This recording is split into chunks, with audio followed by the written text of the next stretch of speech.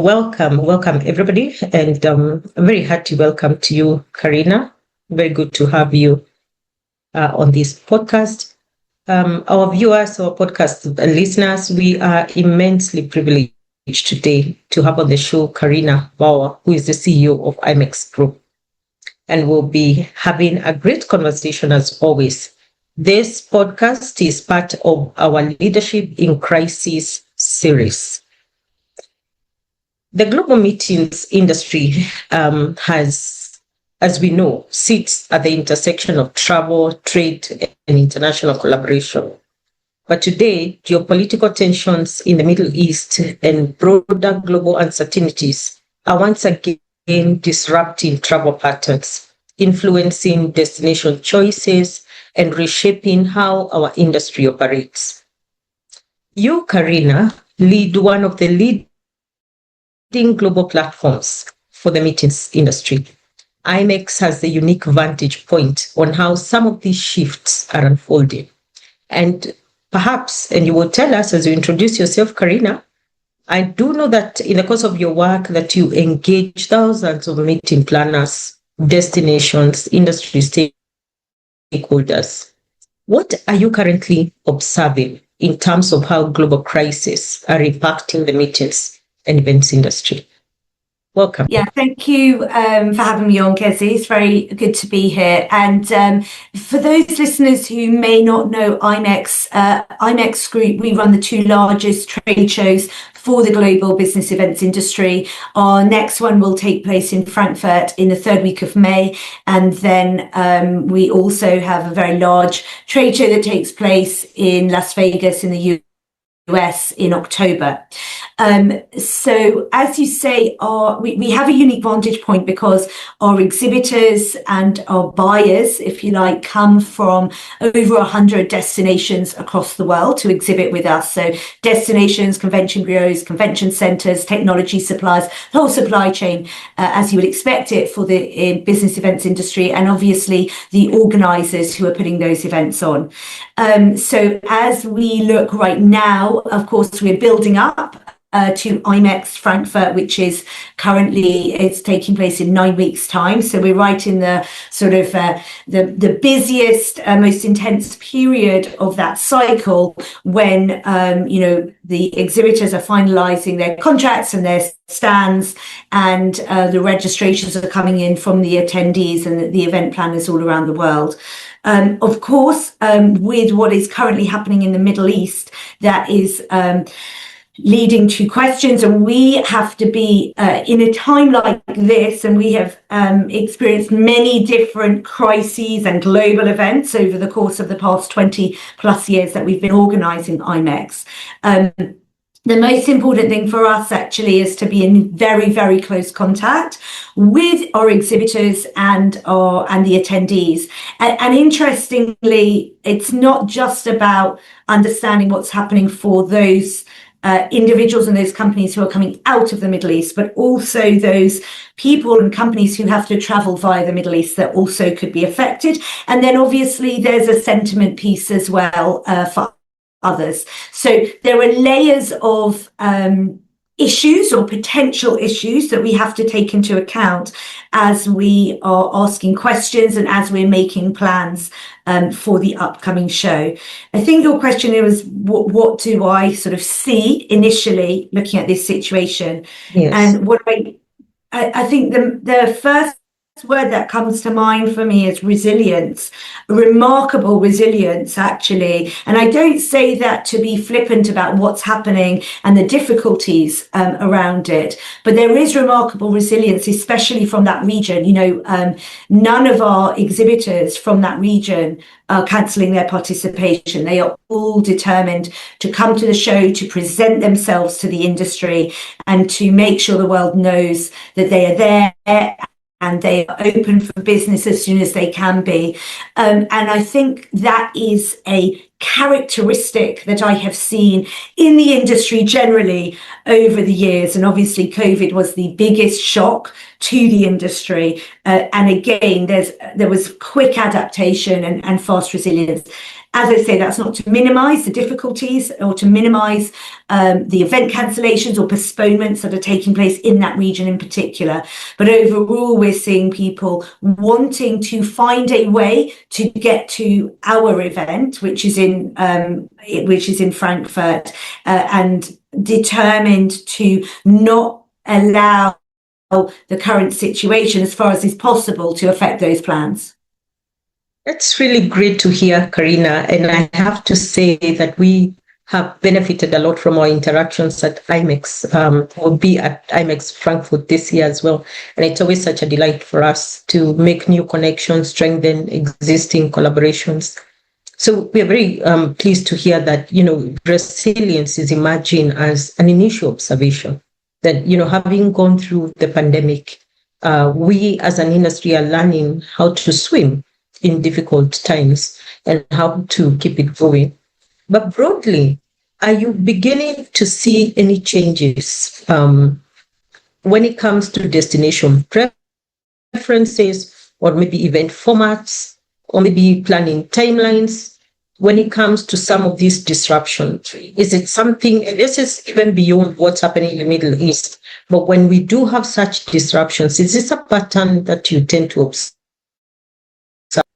Yeah, it always affects things. I mean, certainly if you look at things like event timelines, I think that is a pattern that has been changing for a number of years, in terms of the lateness of registrations, of confirmations, and of planning. That's something that we saw pre-pandemic, but definitely accelerated post-pandemic. And I know that many of the agencies find that with their corporate clients, that there is this need to react very quickly sometimes to those changing patterns, if you like. What we saw immediately post-pandemic on that, though, was that the reduction of supply in some destinations meant that the demand way outstripped supply. And so when that happens, of course, the planners have to start looking further out and selecting their destinations and their venues further out. So the demand and supply also can affect those sort of naturally forming patterns. Of course, conflict and political instability does affect our industry greatly, and you do see shifts in terms of demand. So, for example, at IMEX Frankfurt, we used to have a lot of Russian buyers who came to IMEX Frankfurt and were placing significant business into Europe. Now those buyers are placing that business into Asia, India, the Middle East. Obviously talking pre this current conflict. So definitely geopolitical effects definitely change those patterns of behavior and interest.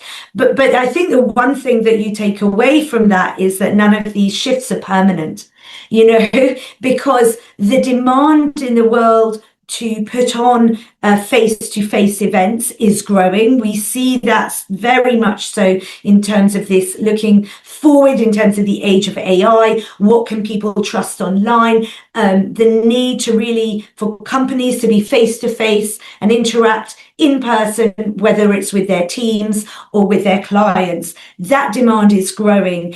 And so that is the underlying sort of demand within the industry. Where those events go, what are the hot destinations, if you like, really shifts over time, and it's dependent on many different factors, whether that's from infrastructure, whether it's geopolitics, whether it's sustainability credentials. These things really change over time, and there are sort of patterns of behavior and trends that we see even in terms of people's approach to what luxury is. That these are sort of macro changes that are taking place in the world around us, and business events and corporations and business people are affected by that. So yeah, there are a lot of sort of big trends that affect those patterns.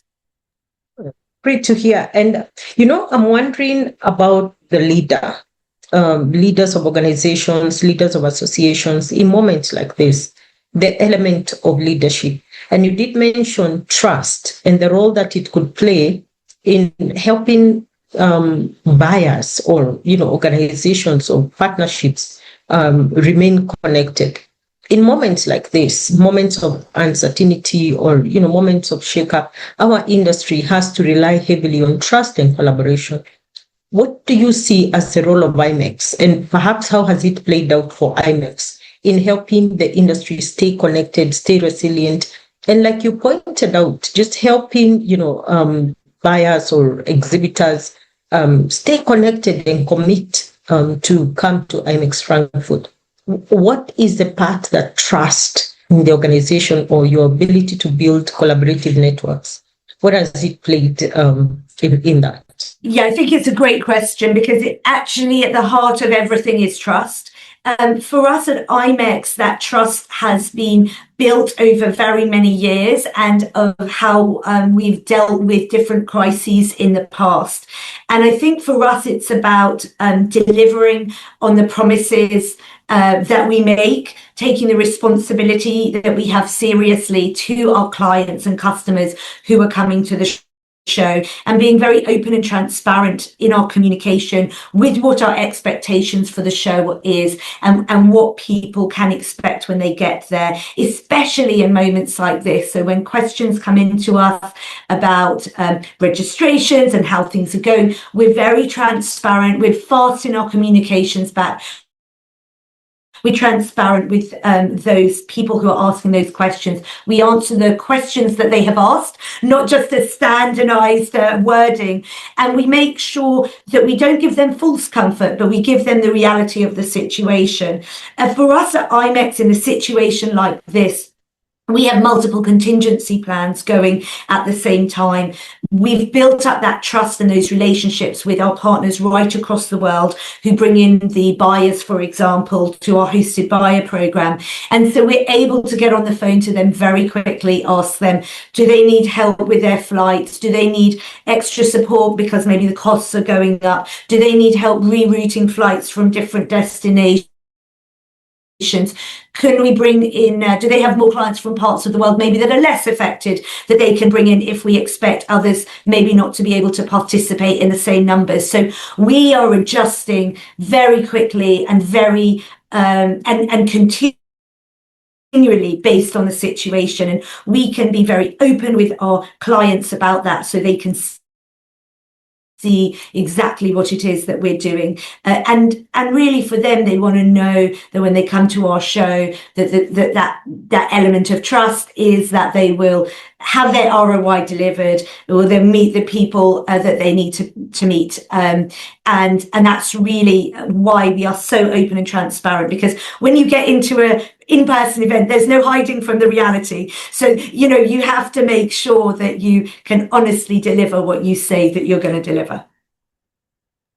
Absolutely. And just hearing you speak, Carina, it's becoming very apparent that our role is not just organizing meetings or organizing events, like IMEX, but that our role has to morph as situations become more complex, has to morph to supporting people, implementing contingency plans, which, are always there, and thinking through scenarios, multiple scenario planning. And sometimes it's just being present and supportive of people as they navigate through difficult situations. Yeah, I totally agree. I think you're absolutely right. I think at the heart of all of this is a human being who might whose family might be worried about them traveling, who might be having to work harder to find a way to be there. And that is what it is about. We have a lot of people coming to the shows. Frankfurt, we expect 13 to 14,000 people to come, and we do our very best to give a personalized service and listen to a person's individual needs as far as we can and address that.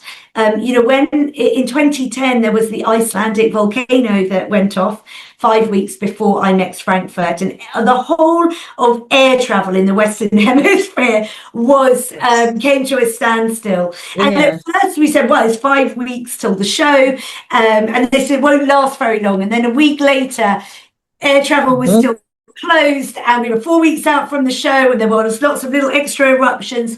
And, what we had to do was go out to everybody coming to the show and say to them, as an individual person, if you can get to Frankfurt, air travel is open, and if anything happens whilst you're in Frankfurt, we will look after you. We will take that responsibility. We will speak to the hotels. We've got extra room blocks. We will make sure that you don't lose out, to give people that sense that we, as to the best of our ability, were there for them as an individual, as a person. And the result of that was that we didn't have any significant cancellations at all. Of course, air travel was open by that stage, but that was around that sort of crisis planning. Although we had plans, we knew how we would get people into Frankfurt and out of Frankfurt by rail and ferry and anything but air, from 80 different gateways. So we did the work behind the scenes, and we didn't need to invoke it, but it meant that we could go out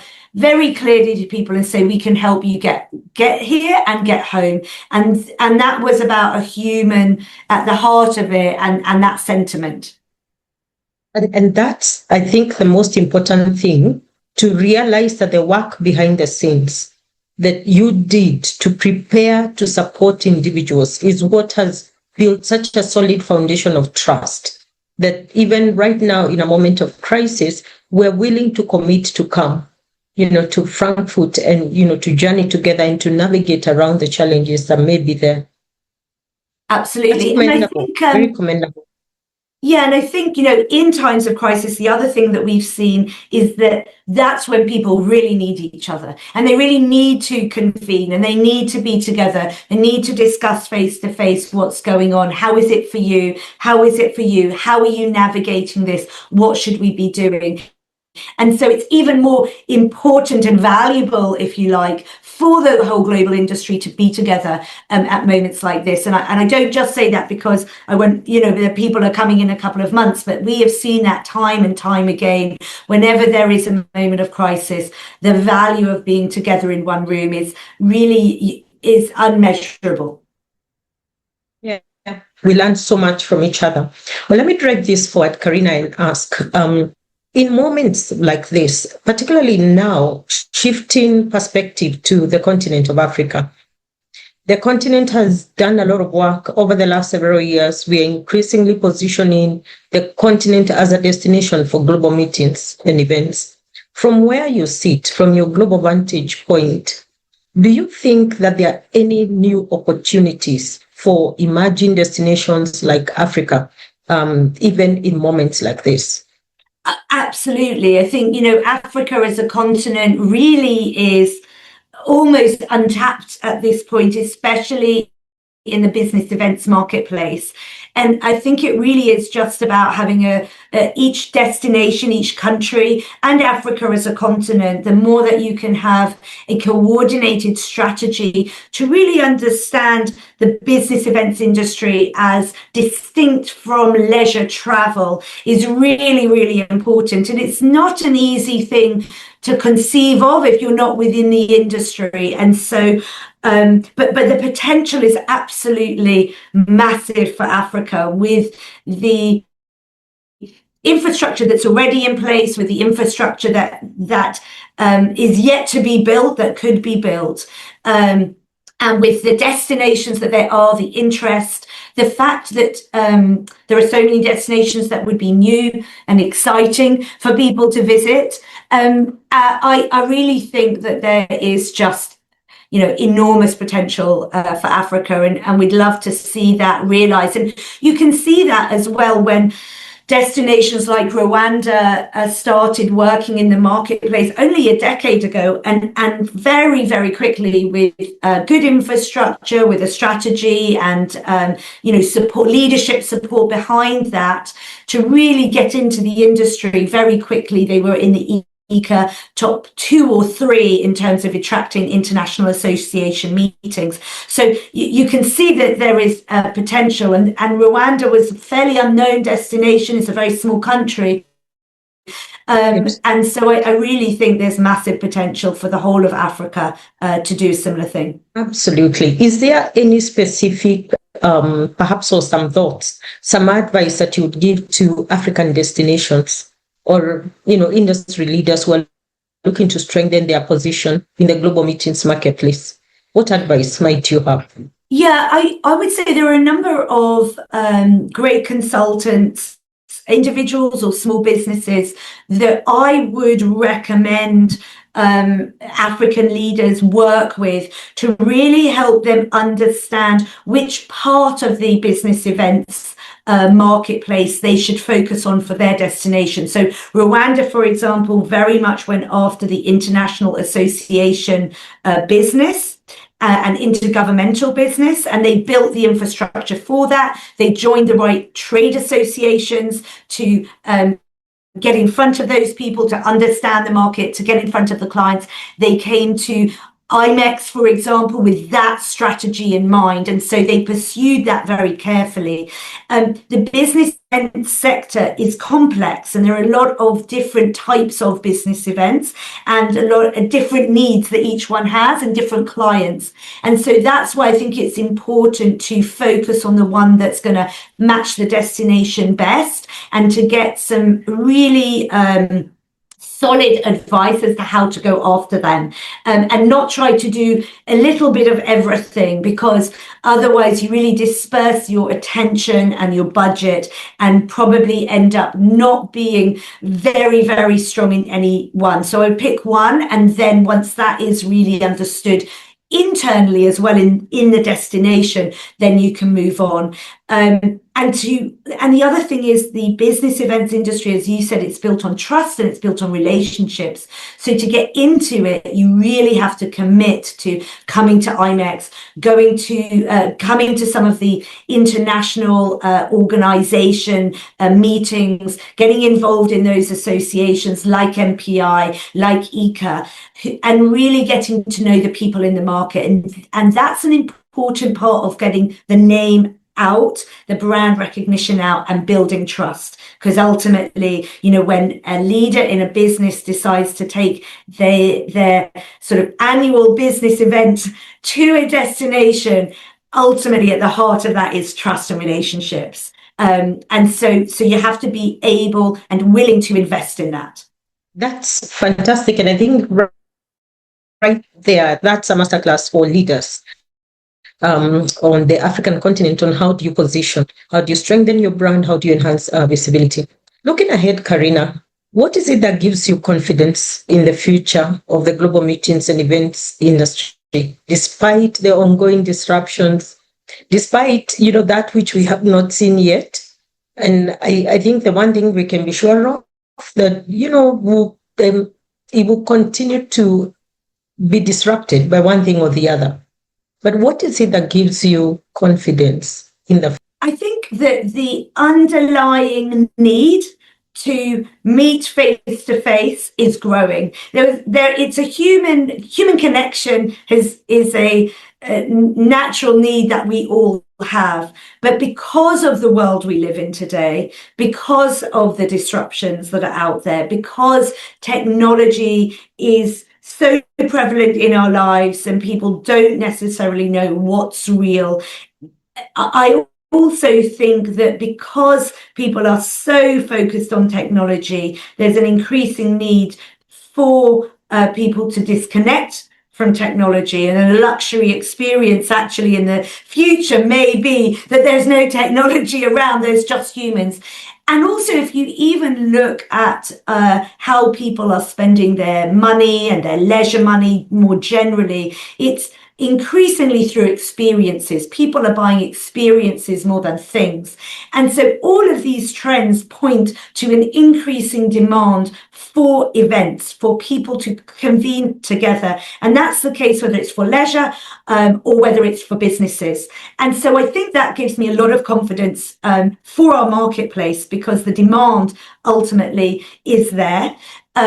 And the demand is growing. And the other thing that gives me a lot of confidence is the fact that what I see in the industry is a group of people all around the world who are super adaptable, who are used to changing things, who are very practically focused as well, and really understand how to adapt quickly to uncertainty and to disruption. So I feel very certain that we will continue to be able to do that. And also we should be able and excited about fulfilling this extra demand that I see coming.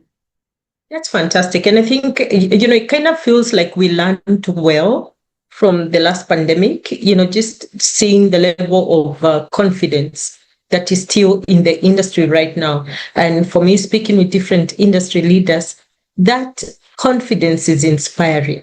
And the resilience, like you say, that we are seeing from, different players in the ecosystem is really a good thing. And, almost says to us that we've learned well and we continue to learn well. Yeah, I agree. Perfect. We are drawing to the very close. This has been a very exciting conversation. I could talk to you for a very long time, Carina, but in one sentence, just tell us, what can we look forward to IMEX? What's the one thing we can look forward at IMEX this year? A few weeks ago, I would have talked about all the new destinations that are coming, the innovation that's there. Our talking point is design matters this year, really focusing on the strategic design of events in the industry. But I think today, given everything that's going on in the world, I think the thing that I would say that everyone can really look forward to is that the whole global events industry will be at IMEX. Your peers will be there. You'll be able to collaborate with people from right across the world and do business with people from right across the world. And at this point in time, I think that is probably what really will make people very happy when they're on that show floor and taking time to really be with each other. So I think it's in 2 words, it's the human connection that we can look forward to. And that's, I think, the most priceless thing that drives our industry, the human connection. That's an excellent place to bring it to a wrap. Carina, it's just been an absolute pleasure to have you on our podcast today, and we do look forward to hosting you yet again. I think there's a lot of wisdom and, very precious gems that have come from, your remarks in this podcast. Thank you. Thank you very much. Thanks for having me, Kezy, and I look forward to meeting you in person in a couple of months. Excellent. Thank you.